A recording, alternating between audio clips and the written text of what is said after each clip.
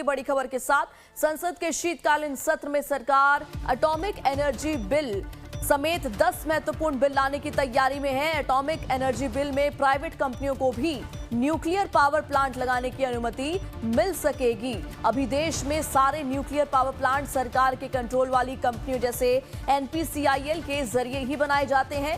नए बिल में संशोधन के बाद जो निजी कंपनियां यानी कि प्राइवेट कंपनीज हैं, भारतीय हो या फिर विदेशी, दोनों न्यूक्लियर पावर प्रोडक्शन में आ सकेंगी। सत्र के दौरान higher education commission of India bill पेश होगा और इस बिल के तहत यूजीसी, एआईसीटीई, एनसीटीई को खत्म कर उन्हें एक ही कमीशन में जोड़ दिया जाएगा। संसद का शीतकालीन सत्र 1 दिसंबर से 19 दिसंबर तक चलेगा और 19 दिन में पूरे सत्र के दौरान कुल 15 बैठकें होंगी। और इसी से जुड़ी इस वक्त की अहम जानकारी और अपडेट, संसद के शीतकालीन सत्र में सरकार एटॉमिक एनर्जी बिल समेत 10 कुल महत्वपूर्ण बिल लाने की तैयारी में है और इसमें सबसे महत्वपूर्ण है एटॉमिक एनर्जी बिल, क्योंकि एटॉमिक एनर्जी बिल में प्राइवेट कंपनियों को भी न्यूक्लियर पावर प्लांट लगाने की अनुमति मिल सकेगी, मुमकिन होगी। और अभी की अगर हम बात करें कि अभी क्या कुछ स्थिति है, तो देश में जितने भी न्यूक्लियर पावर प्लांट्स हैं वो सरकार के कंट्रोल वाली कंपनियों के जरिए ही बनाए जाते हैं। लेकिन नए बिल में संशोधन के बाद निजी कंपनियां, चाहे वो भारतीय है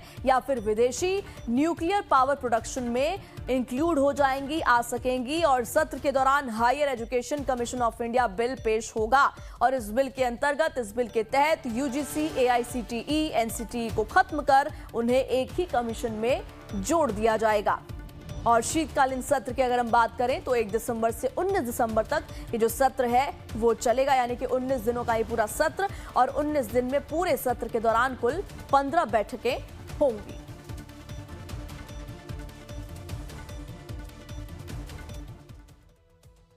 दक्षिण अफ्रीका के जोहान्सबर्ग में G20 सम्मेलन में शामिल होने के बाद पीएम मोदी ने एक्स पर पोस्ट किया और लिखा कि समिट काफी अच्छा रहा। और उन्होंने अपने ट्वीट में क्या कुछ लिखा उस पर भी एक नजर डालते हैं। पीएम मोदी ने अपने ट्वीट में लिखा कि जोहान्सबर्ग में कल G20 समिट काफी अच्छा रहा। मैंने 2 सेशन में हिस्सा लिया, खास मुद्दों पर अपने विचार शेयर किए। दुनिया के कई नेताओं के साथ अच्छी मीटिंग हुई।